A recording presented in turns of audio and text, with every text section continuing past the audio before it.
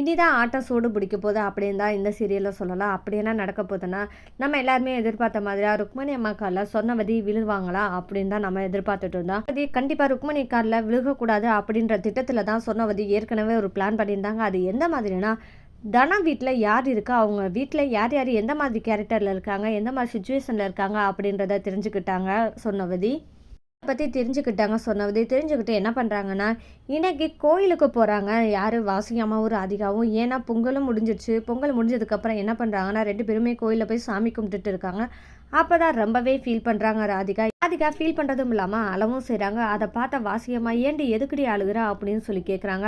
கேட்ட ராதிகா என்ன சொல்கிறாங்கன்னா, ஆமத்தை நான் இது நாள் வரைக்கும் மாமாவை கல்யாணம் பண்ணிக்கிறோன்னு ஆசைப்பட்டு தான் இருந்தேன். கல்யாண மேடை வரைக்கும் வந்துட்டேன். கடைசியாக தாலி கட்டுற நேரத்தில் எல்லாமே மாறிடுச்சு அத்தை அப்படின்னு சொல்லிட்டு ரொம்பவே ஃபீல் பண்ணுறாங்க ராதிகா. வாசியம்மா சொல்கிறாங்க, நான் இருக்கேன் ராதிகா, கண்டிப்பாக தனத்தை வீட்டை விட்டு வெளியே அனுப்பிச்சிட்டு உன்னை என் மைனுக்கு கல்யாணம் பண்ணி வைக்கிறேன் அப்படின்னு சொல்லிட்டு வாசியம்மா பதில் சொல்கிறாங்க. பதில் சொன்னதுமே 2 பேருமே சரி அப்படின்னு சொல்லிட்டு கிளம்புற சமயத்தில் தான் சொர்ணவதி வராங்க. சொர்ணவதி வந்ததுமே வாசுகி அம்மா அப்படின்னு சொல்லி கூப்பிட்றாங்க. வாசுகி அம்மான்னு சொல்லி கூப்பிட்றது யார் அப்படின்னு சொல்லிட்டு வாசுகி அம்மா பார்க்குறாங்க. சொன்னவதி தான் யார், அது மட்டும் இல்லாமல் தனத்துக்கு நான் என்ன முறை வேணும் அப்படின்ற உண்மையை சொல்ல போகிறாங்க. இதை சொன்னதுமே வாசியம்மா, நீங்கள் எதுக்கு என்கிட்ட வந்து பேச வந்திருக்கீங்க அப்படின்னு சொல்லி வாசியம்மா கேட்க சமயத்தில் தான் அப்போ தான் உண்மையை சொல்லுவாங்க. உங்கள் மருமக தனா போட்ட லோன் மற்றும் அவங்களோட சம்பாத்தியத்தில் கட்டி முடிச்சிட்டாங்க வீட்டை. அந்த வீட்டை தனா எடுத்துக்கிறாமா அவரோட முன்னாள் மாமியாரான ருக்மணி அம்மாவுக்கு கொடுக்க போகிறாங்க. அதுக்கு சான்றா தான் நான் கொண்டு வந்திருக்கேன், இந்த பத்திரிக்கையை பாருங்கள் அப்படின்னு சொல்கிறாங்க சொன்னவதி. இந்த பத்திரிக்கையில் ருக்மணி இல்லம்னு சொல்லி போட்டிருக்கேன். இருக்கிற ருக்மணி இல்லத்துக்கு பதிலாக வர வேண்டிய பேர் உங்கள் பேர் தான். வாசுகி அம்மா இல்லம்னு இருந்தால் எப்படி இருக்கும், ஏன்னா சட்டப்படி உங்களுக்கு தான் இது சொந்தம் அப்படின்னு சொல்லிட்டு சொர்ணவதி வாசுகி அம்மாவுக்கு ஆசையை தூண்டுறாங்க.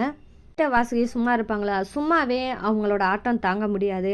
இதில் காலை சலங்கியும் கட்டி விட்டுட்டாங்க சொர்ணவதி. வர எபிசோடில் வாசுகி அம்மாவும் ராதிகாவும் என்ன செய்ய போகிறாங்கன்னா, கண்டிப்பாக ஒரு பிளான் பண்ணுவாங்க. எப்படி இருந்தாலும் இந்த வீடை நம்ம பேரில் வாங்கிடணும் அப்படின்ற ஒரு திட்டத்தில் இருக்க போகிறாங்க.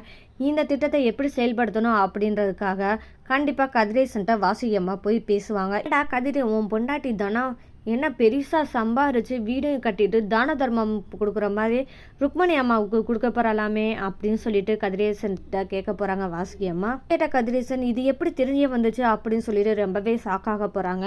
மட்டும் இல்லாமல் வாசுகி அம்மா கதிரேசன் என்ன சொல்ல போகிறாங்கன்னா, அந்த வீடு நம்ம கைக்கு வந்தே ஆகணும், நம்ம பேரில் இருந்தே ஆகணும் அப்படின்னு சொல்லிட்டு கதிரேசன்கிட்ட கட் அண்ட் ரைட்டாக பேச போகிறாங்க வாசுகியம்மா. இப்படி பேசுகிறது கேட்டதுமே கதிரேசன் தன்னோட முடிவு சொல்லுவாங்கன்னா, இது தனம் சம்பாரிச்சது எப்படி கொடுக்கணும், யாருக்கு கொடுக்கணும் அப்படின்றது அவங்களுக்கு தெரியும். இதில் தலையிடுறதுக்கு உங்களுக்கோ எனக்கோ எந்த உரிமையும் கிடையாது அப்படின்னு கதிரேசன் சொல்ல போகிறாங்க. அந்த இடத்துல வாசுகியம்மா என்ன சொல்லுவாங்கன்னா, என்னது உரிமை இல்லையா, அப்போ நீ யார் அப்படின்னு சொல்லி கேட்க போகிறாங்க. ஆமாம்மா, நான் தனத்தோட வீட்டுக்கார் தான், நான் இல்லைன்னு சொல்லலாம். ஆனால் அவங்களோட சம்பாத்தியத்தில் எனக்கு எந்த பங்கும் இருக்குன்னு அவங்களா சொன்னா தான் உண்டு அப்படின்னு சொல்லுவாங்க. கேட்ட வாசியம்மாவுக்கு ரொம்பவே கோவம் வரப்போகுது. ஏன்னா ஏம்மா தனம் இருக்கிறது சாப்பிட்றது எல்லாமே இங்கே, ஆனால் சம்பாத்தியத்தெல்லாம் போடுறது அங்கேயா அப்படின்னு சொல்லிட்டு கேட்பாங்க. கேட்ட தனம் என்ன சொல்கிறதுன்னு தெரியாமல் ரொம்பவே தவிக்க போகிறாங்க. அந்த இடத்துல தான் கதிரேசன் சொல்லுவாங்க, என் பொண்டாட்டி தனத்தோட ஆசையும் லட்சியமுமே ருக்மணி அம்மாவுக்கு ஒரு வீடு கட்டித்தரதா தான் அவங்களோட லட்சியமாக இருந்தது. அவங்க லட்சியத்துக்கு நான் எப்பவும் குறுக்க வரமாட்டேன், அவங்களுக்கு துணையாக தான் நிற்பேனே தவிர்த்து நீ சொல்கிற மாதிரி நான் நடக்க முடியாது அப்படின்னு சொல்லிட்டு கதிரேசன் தன்னோட முடிவை கட் அண்ட் ரைட்டாக சொல்லிடுவார்.